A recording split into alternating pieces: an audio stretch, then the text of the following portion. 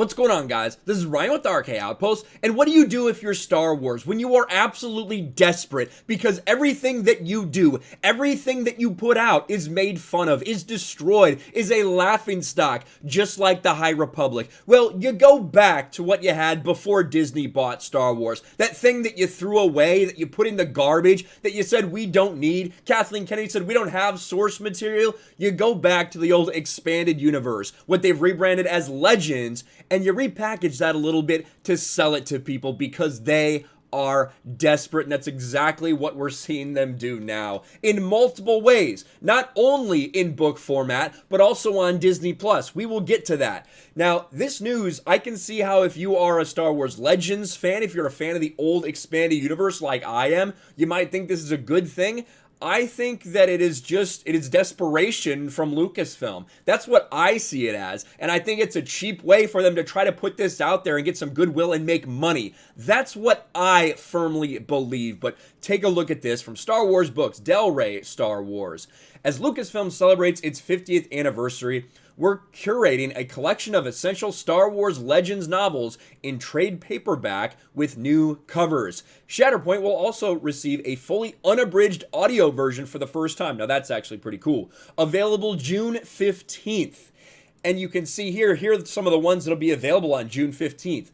Heir to the Empire, which is so often what we hear referred to when people say what should have been the sequel trilogy, the Thrawn trilogy, the original Thrawn trilogy, not the Disney Star Wars Thrawn that we got, the absolute cucked Grand Admiral Thrawn. No, the real Grand Admiral Thrawn. And you can see with different art, Path of Destruction, book 1 of Darth Bane, again, a really well-loved book trilogy in Darth Bane. And then Shatterpoint, which is a Mace Windu story, very well written, very highly respected in a lot of ways. But these are the ones that you're coming out with the new art. I gotta be frank, this art is like low effort and low quality. I don't think it looks very good, but now they're giving it to you in a trade paperback instead of a mass market paperback. And to kind of like explain, I guess, to explain the difference there, here, this is essentially what we're talking about. We are talking about a trade paperback versus a mass market paperback. So it is a little bigger. It'll look different on your bookshelf. That's what they're doing. They're repackaging these things. Of course, they're still going to have Legends on there, the Essential Legends collection, which I'm not a big fan of that. But for a lot of people, this might be a new opportunity to collect these stories. So I'm very torn on how I feel about this because I do think it's a good thing for more people to read Legends. But it just smacks of desperation. That's really what it feels like from Star Wars because everything they put out there just gets shit on for good reason. Because Disney Star Wars is garbage. So they're going back to this thing that they threw away. Not only will they cherry pick stories out of the old expanded universe to use in The Mandalorian or whatever show or movie they're going to tell, but now they're actually repackaging and repurposing Legends. We plan to add more classic Legends book to the collection in the future with the next group coming up this fall. Still uncertain about what trade paperback means, and they show you kind of exactly the same thing that I just showed you. We love looking at cover art, so here's a closer look at the cover for Timothy Zahn's Heir to the Empire. Again, I don't find that art particularly compelling. I think this one of Darth Bane is very low tier and garbage. And then this one's kind of cool. It's a cool Mace Windu edit, essentially, but it's something that you see all the time, you know, if you're just like scrolling through artists that are doing their thing on Reddit or whatever. So I'm not super impressed with these. Who knows how many they're going to do, but they do say they intend to complete, like, the Heir to the Empire trilogy, the Path of Destruction, the Darth Bane trilogy. But it doesn't just stop here.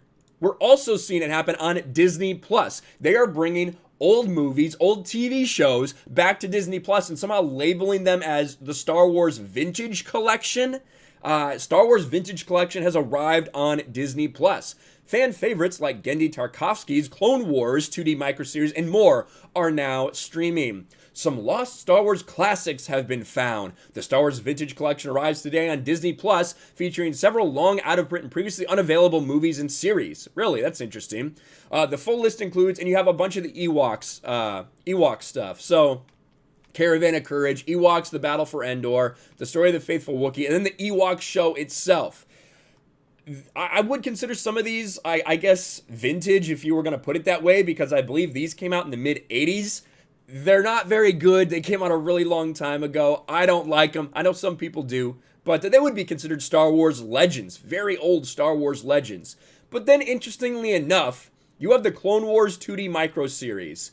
This came out in 2003. I don't think that's vintage. That's only a few years before we got the 3D animated series from Dave Filoni. And I think that the Genndy Tartakovsky, I think that this is a much better story. It fits much better between episode 2 and 3. It actually tells some great stories of Anakin and how he achieved his knighthood and many other different characters from the Clone Wars.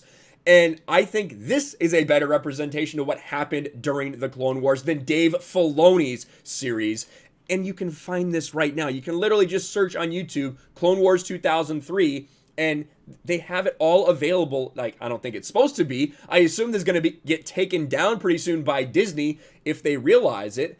But, here, I'll mute it. But you have this duel with Anakin and Ventress. Oh, yeah, Ventress was not like a Dave Filoni creation. I know a lot of people want to believe that that is true, but it's not. Ventress was around long before. This is a pretty cool duel between her and Anakin. What else do you have? You have Obi-Wan leading some clones.